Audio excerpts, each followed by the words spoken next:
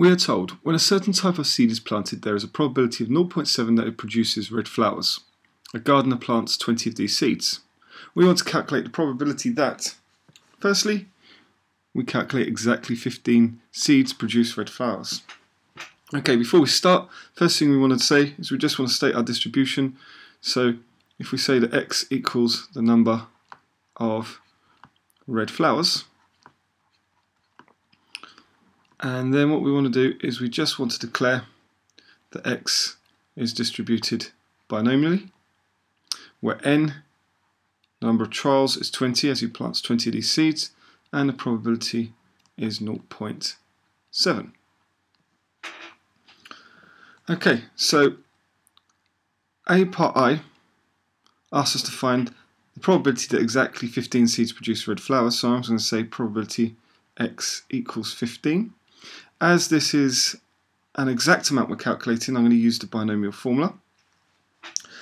The binomial formula, Ncr, to calculate the number of different combinations of ways this can happen. So I'm going to have 20 choose 15 multiplied by the probability of success, which is 0.7, to the power of the number of successes, or red flowers, which is 15, times by the probability of not having a red flower, or a failure, 0.3, times the number of non-red flowers or failures, which is 5.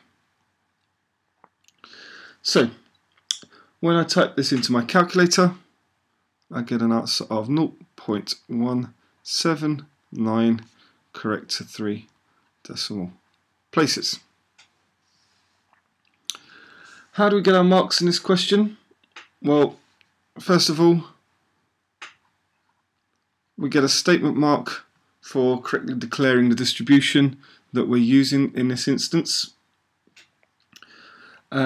Secondly, we then, when working through this question, get a method mark for the correct use of the formula, and then if you've demonstrated the correct use of the formula, we get an accuracy mark for the answer 0.179, correct to 3 decimal places.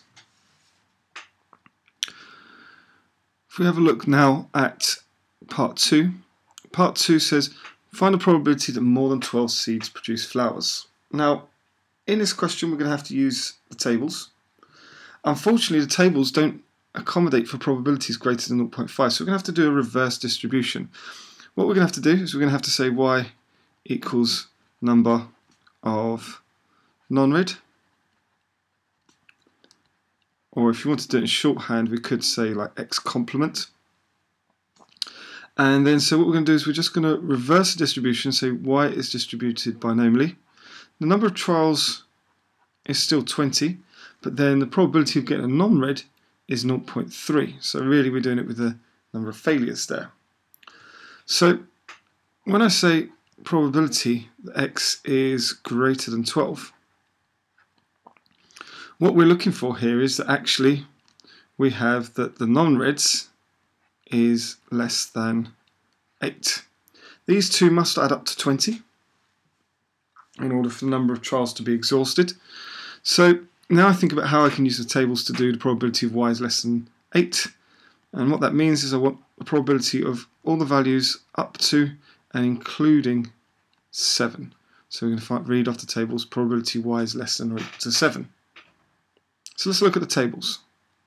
Now, in this question, we're looking to work with a probability of 0.3, which we can find across the top here. And we're looking to work with a case of where we have n equals 14. So if we come down, you can see here's where n equals 20.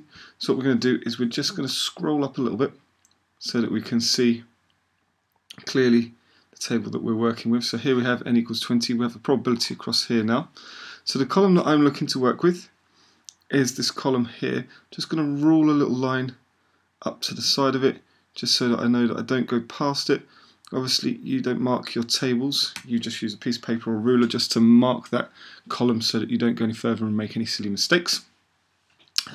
So I'm looking to find what the probability that x is less than or equal to 7 is. If I come down the x column, come down here, we can see this is where x is less than or equal to 7, so I don't actually need to do anything else because it's quite coincidentally and fortunately done for me. So what we have is the probability that x is less than or equal to 7 is 0.7723. As you can see from the tables, what we get for the probability of y being less than or equal to 7 is 0.7723. Now, how do we get our marks on this question? Well, first of all, we get a method mark for indicating that we are using the correct distribution or reverse distribution.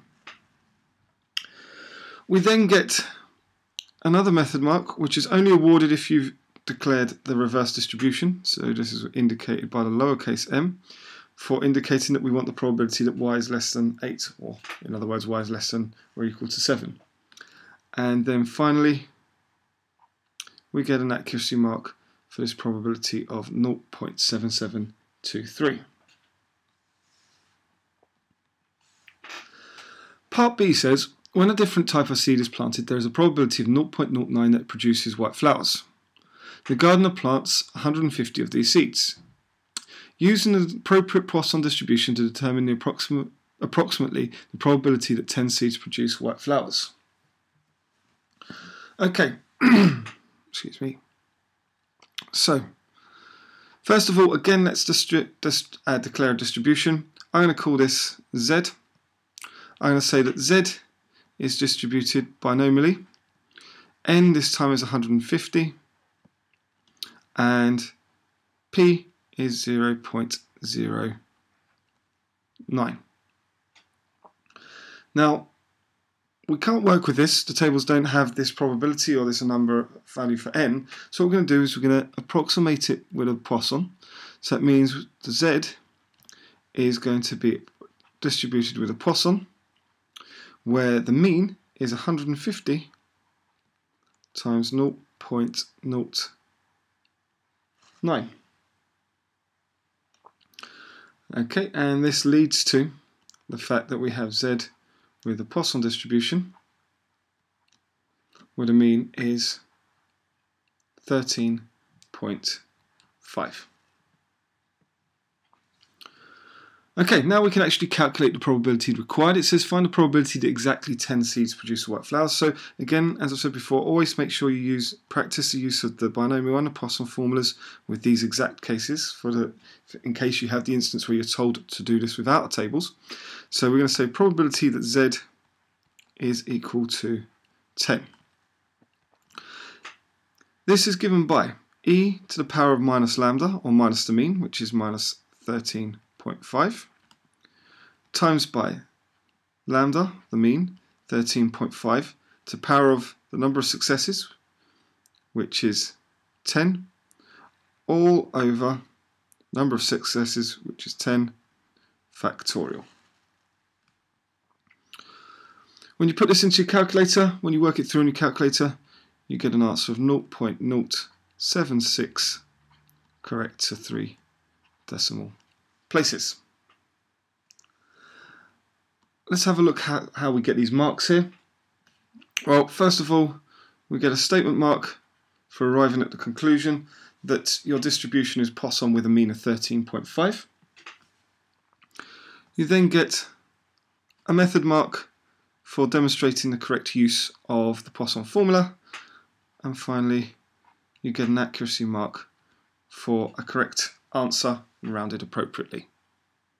Okay, I hope that all made sense and that you understood it all.